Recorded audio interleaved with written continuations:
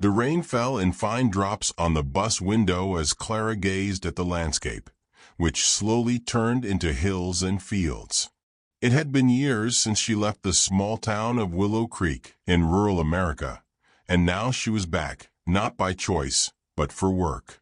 As a journalist, she had been assigned to cover the reopening of the town square, a project that seemed ordinary but was stirring rumors among the older residents. The driver dropped her off at the main stop, near the town's only hotel. The smell of wet earth and the silence, broken only by occasional birds, brought back a wave of memories. Among them was the disappearance of her friend Louisa, an incident she had never been able to forget, but that Willow Creek seemed to have buried. Clara wasn't exactly sure why, but the case still haunted her. The next morning, she headed to the square. Workers were busy removing a large concrete slab from the center of the newly renovated space. A small group of residents gathered, murmuring among themselves. Some, older, seemed tense, exchanging suspicious glances. "It's the well," an elderly woman whispered next to her. Clara turned, intrigued. "The well?" she asked. The woman didn't answer. She simply tightened her coat around her body and walked away. Clara recorded everything with her camera and notebook. The local mayor explained that the square had been renovated to attract tourists, and during the excavations, they had found the old well sealed for decades. He seemed excited, but the air among the crowd was different, heavy, almost suffocating. When the slab was removed, a cold wind swept through the square. Clara felt a shiver, as if something invisible had awakened. That night, Clara reviewed her notes in the small hotel room. The words of the elderly woman echoed in her mind. "It's the well." There was something unsettling in the way she had spoken, as if that simple object was something more. The distant sound of activity from the square reached her ears. Workers were still adjusting the area for the official reopening ceremony the next day. Clara looked out the window and, for a moment, thought she saw shadows moving around the square. She tried to convince herself it was just exhaustion. The next morning, a small stage had been set up. The mayor, with a confident stance, gave a brief speech, emphasizing the importance of the revitalization for the local economy. The well, now clean and surrounded by a security structure, was the center of attention. Clara noticed that the older residents kept their distance. As the crowd began to disperse, Clara moved closer. The well was deep, but from where she stood, she could see a reflection in the water below. She tilted her head, intrigued, but was interrupted by one of the workers. "It's not safe to be so close," he said, almost too hurried in his attempt to move her away. That night, Clara slept poorly.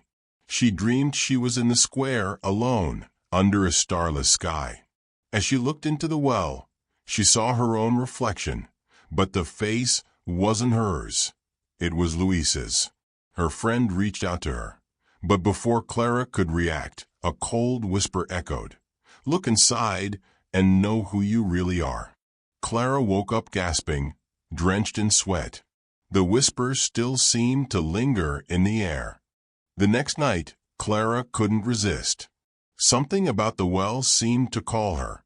The feeling was irrational, but irresistible, as if an emotional magnet were pulling her toward it.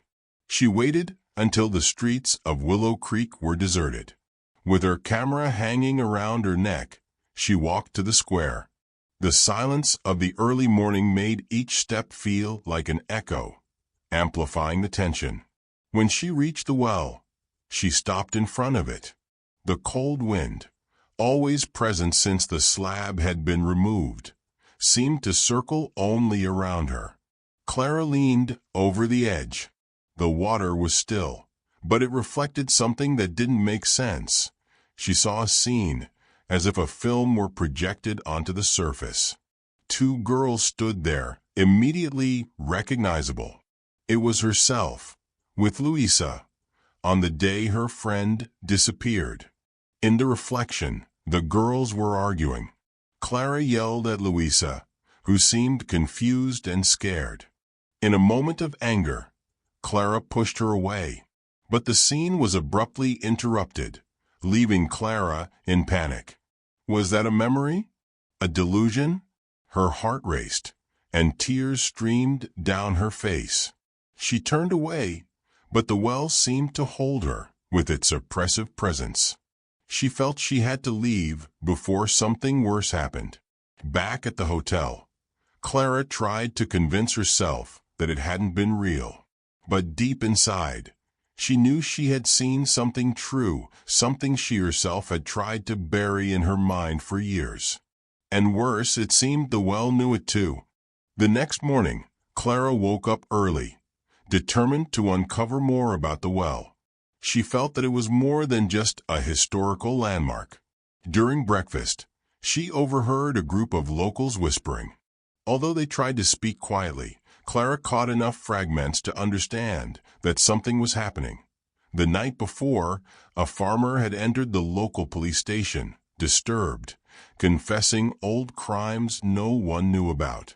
Later that day, an elderly woman from the church collapsed during the morning service, muttering incoherent phrases about the eyes of the well. The rumors spread quickly. The well was bringing things to the surface, affecting people. Clara decided to investigate the archives of the local newspaper. In the dust of old papers, she found fragmented records of incidents prior to the sealing of the well. Accounts spoke of people going mad, confessing secrets, or committing violent acts shortly after interacting with it. The most shocking article, however, was a small piece about a tragedy: the death of a boy at the bottom of the well, considered an accident at the time. With this information in hand, Clara began to connect the dots. Guilt, fear, and secrets didn't belong only to her. The well seemed to be a mirror of the community, bringing to the surface the darkest secrets of everyone. As she left the archive, she noticed something curious. Some residents were watching her with furtive glances, as if they knew she was getting closer to a truth they'd rather keep buried. That afternoon, Clara went to the house of the woman who had whispered to her about the well. The elderly woman, known as Margareth, was one of the few people in Willow Creek who still remembered the history before the well was sealed. When Clara introduced herself again, Margareth received her with a cautious look, but didn't stop her from entering. Inside the house, the scent of dried herbs and aged wood filled the air. A fire crackled softly in the corner, and the small dining table was covered with old photographs.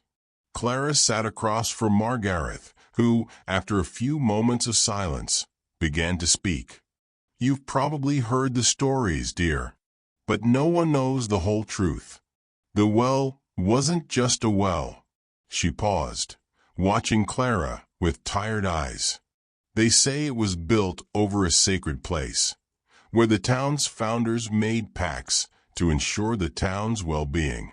When Louisa disappeared, everything changed." Clara felt a chill run down her spine. Louisa was the key to it all.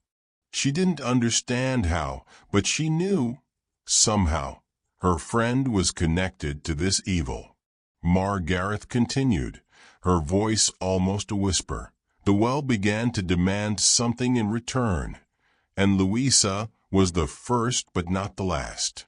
The town's deepest secrets, the ones no one wanted to face, were buried with her. Even the last man who made a pact with the well." Clara fell silent, absorbing the old woman's words. Something inside her told her the truth was closer than she had imagined, and perhaps more terrifying than anything she had ever predicted. The weight of Margaretha's words lingered over Clara as she walked to the square that night. She felt she was getting closer to the truth, but at the same time, something was pulling her back. Fear crept into her mind, trying to convince her that she shouldn't continue, that some truths were better left forgotten. But Clara couldn't stop. The image of Louisa, the reflection in the well, wouldn't leave her in peace. When she arrived, Clara saw that the workers had left, leaving the square empty. The well stood in view, imposing, now surrounded by a simple fence, yet still mysterious. She approached slowly, feeling an invisible presence watching every step she took. She looked into the well, but the water seemed denser, as if something was preventing her from seeing clearly. The wind, usually cold, now had a threatening tone, as if it knew Clara was about to cross a line that could never be undone.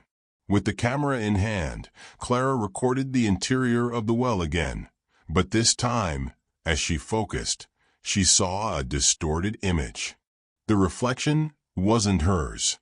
It was of a man. He was standing with his back to her, looking at an empty field. Before she could react, the image changed to a new vision, Louisa. But now Clara could see her clearly, standing in the middle of the square, with an empty, distant gaze. Clara swallowed hard. The vision was becoming clearer, and in the background, a cold whisper surrounded her. "You know what you did, Clara. You know what the town did. Now you must pay." The wind's sound grew louder, like a silent scream, and Clara felt the weight of a truth she could no longer ignore.